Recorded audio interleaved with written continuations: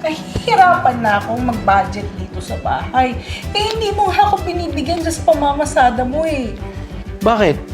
Anong masama kung ikaw bubuhay sa akin, ikaw gagastos sa akin? Kailan pa naging mali na ang babae naman ang gumastos sa lalaki? Lalo na kung mas malaki naman yung sahod mo. Tricycle driver lang ako eh. Ganun naman yata talaga, di ba? Pag mahal mo yung tao. Pero na lang kung hindi mo ako mahal.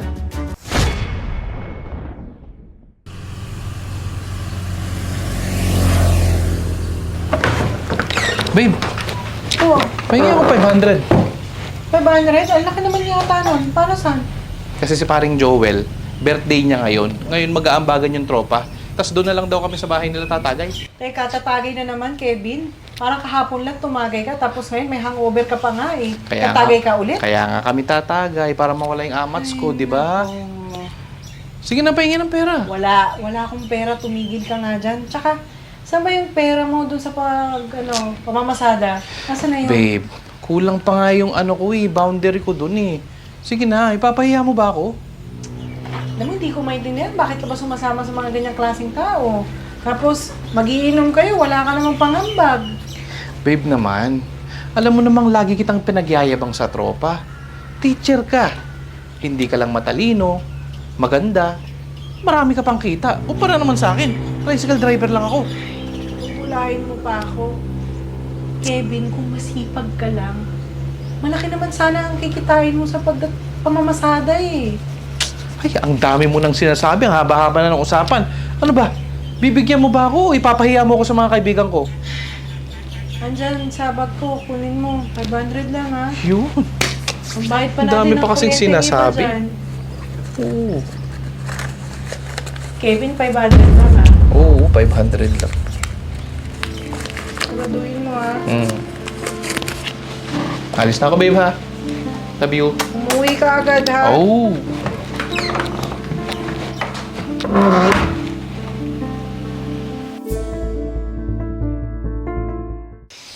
Paano kaya to? Kulang pa rin yung pera namin.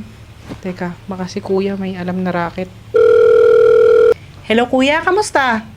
Ayos lang. Kamusta? Kuya, medyo may konting problema eh. Baka naman meron kayong hiring dyan. Pwede kay Kevin. May hiring ngayon. Delivery rider. Kaya niya ba yon? Oo naman kuya. Pwede yun. Saktong-sakto, may lisensya siya. Sige, papuntahin mo siya bukas alas 9 sa opisina ko ah. O sige kuya, salamat ha. Pilinan mo na lang yung asawa mo. Huwag akong ipahiya dito. Sige kuya, promise. Salamat. Sige na. Bye-bye. Yes. Kevin? Oo. Hala, anong oras na? Bakit nandito ka pa? Hindi ka pa namamasada. Ano ka makaka-boundary niyan? Eh, masakit yung pala ako. Tsaka tinatamad akong lumabas. Babe naman eh. Ikaw naman no. Oo, ano pa? Okay ka lang ba? Okay na ba yung paa mo? Oo. Bakit ba? Iniistorbo mo ako. Hindi ba papasok ka na dapat? Ate, may babalita sana ako sa'yo. Si kuya may hiring sa kanila, delivery guy. Oo. Inaisip ko, pwede yun sa'yo. O, bakit ako? Eh, syempre, may lisensya ka. Magmamaneho ka. Dagdag income yun sa atin. May trabaho naman ako ah. Pero hindi pa rin naman sapat yung kita mo eh. Basta ganito, pumunta ka, 9 a.m. Ano, papahiya si kuya ha. Papasok lang niya tayo doon. Sige na. Nakarang ako, babe. Pag ako natalo dito, maiinis ako. May sira yung araw ko, ha? Sige na, papasok na ako. Sige na, mag-aalas 7 na. Okay.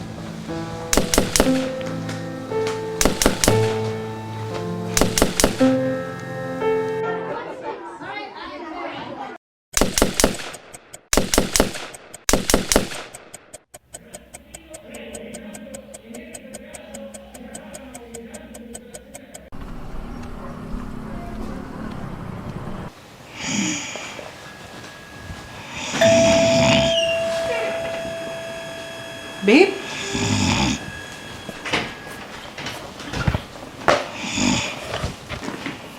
Uy.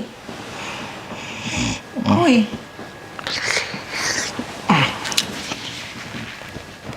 Ano nangyari? Huh? Tulog ka buong araw? Ano sa ba? Magsi 6 o'clock na. Babe, nagpunta ka ba dun sa sinabi ni Kuya na interview? Interview? Ah, Sinabi ko sa'yo kanina. hindi. Kasi, sabi kasi sa akin ni paring Joel, mahaba daw oras doon. Mga 12 hours to 14 hours. Tapos ang konti lang ng sahod. Kawawa naman ako noon. Ano ba naman yan, babe? Oh, mas malaki pa ba yun kaysa sa pagta-tricycle mo? Hoy, huwag ka mapang mata ha. Hindi naman sa ganun. Nahihirapan na akong mag-budget dito sa bahay. Hindi mo nga ako binibigyan dyan sa pamamasada mo eh. Grabe ka, kung makapagreklamo ka, wagas ah. Bakit? Anong masama kung ikaw bubuhay sa akin? Ikaw gagastos sa akin? Kailan pa naging mali na ang babae naman ang gumastos sa lalaki? Lalo na kung mas malaki naman yung sahod mo. Tricycle driver lang ako eh. Ano ka ba? Ganun naman yata talaga, di ba? Pag mahal mo yung tao, pera na lang kung hindi mo ako mahal.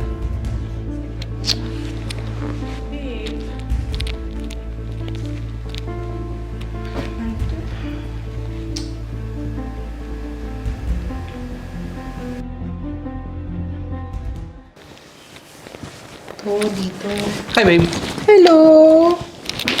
Ano, kamusta? Ano ba naman yan? Naninigarilyo ka. Ang baho-baho yan. Hindi to sigarilyo kaya. Vape lang to. Healthy daw to. Nagdadahilan ka na naman. Kamusta? Anong balita? Nga pala. Nakalimutan ko tuloy yung sasabihin ko. Sabi ni ate kanina, nung tumawag siya, may party daw. Birthday ni Utoy. Wow! Talaga? Kailan? Sa Miyerkules. Miyerkules? Hindi po pwede. Pupunta kami sa regional office nun. Busy, ang daming aasikasuhin. Wala ka talagang kabilbilib sa asawa mo. Siyempre, nagpaalam ka na sa akin, di ba? So sinabi ko na sa kanilang hindi ka makakasama. Pero, sinigurado kong makakabawi tayo. Paano Sabi ko, sagot na natin yung lechon. Lechon? Oo. Alam mo ba kung gaano kamahal yun? Mga nasa 3,000 yun. Babe. Anong pera? Yung kinuha ko, siyempre mas malaki. 5,000 to 6,000 para siyempre mayabang tayo, di ba? Alam mo, Kevin, ang lakas ng loob mong magpresenta. Bakit? May pera ka ba? May pera ka naman ah. Ang hilig mong magpresenta. Yung wala nga tayong ganong pera, hindi po pwede. Bigyan na lang natin sila ng kahit ano. Huwag naman umabot ng ganong kamahal. Hilig mong magpayabang eh. Ang hilig mong magpresenta eh. E di ipapahiya mo naman ako sa pamilya ko niyan. Alam mo, Kevin, hindi ko minsan alam kung ano ba talaga ako sa buhay mo eh. Sugar mommy mo ba ako? O asawa mo? Baka nakakalimutan mo ha, asawa mo ako. At hindi ako bangko na anytime kailangan mo ng pera o kung sino man sa pamilya mo ng pera, makapaglalabas ako. Ba, parang sinasabi mong pineperahan na lang kita. Hindi ba? Hindi ba, Kevin? Ang dami mong satsat. E di bebenta ko yung motor ko, wag lang ako mapahiya sa pamilya ko. Pinagyayabang pa naman kita. Hindi man ako maintindihan mo.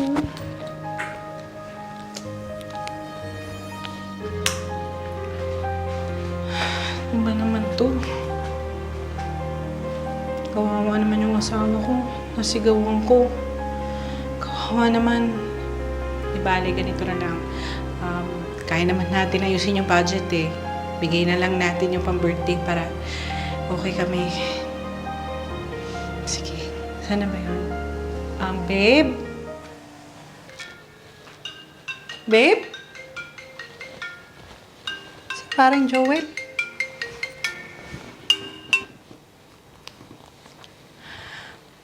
Hello? Hello, honey?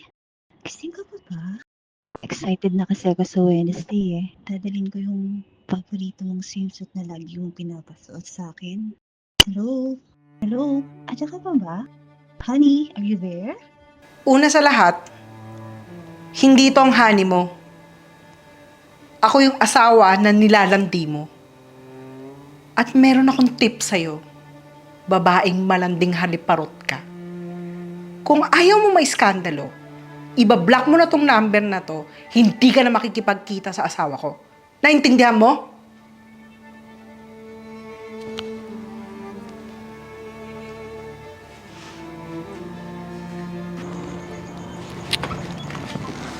Oh, ba't ako may cellphone ko?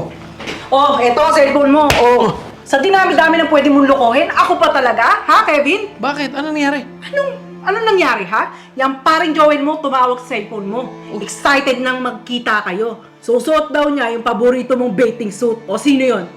Merkules? Hindi, baka... What a coincidence! Ha? Birthday ni Utoy? May paletsyon? 5 to 6,000? Ako lulukuhin mo, Kevin? Para kanino? Para dyan sa hitad mo? Hindi. Sa kabait mo? Baka ginugood time lang ako ng tropa. Good time! Alam mo, ang tibay mo din, no? Ang kapal ng mukha mo. Akala mo, swerte ako sa'yo? Ha? Bakit? Hindi ako swerte sa'yo. Una, mayabang ka. Pangalawa, magastos ka. Tapos, ang bigat-bigat mo pandalin. Ang kapal ng mukha mo. Babe, teka lang, babe. Anong teka-teka lang, ha? Babe. Hindi. Wala, Hindi.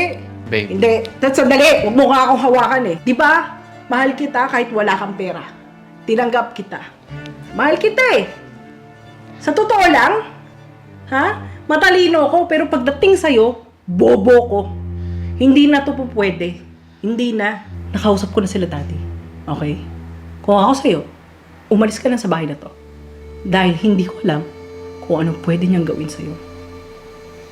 Alis! Lumayas ka!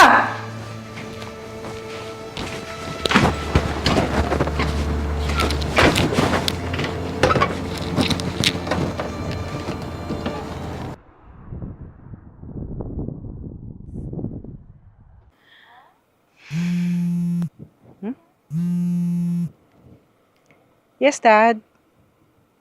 Yes, Dad. Opo, nandito na ako. Huwag kang mag-alala. Ako lang mag-isa. Hindi na ako magpapaloko. I love you. Bye.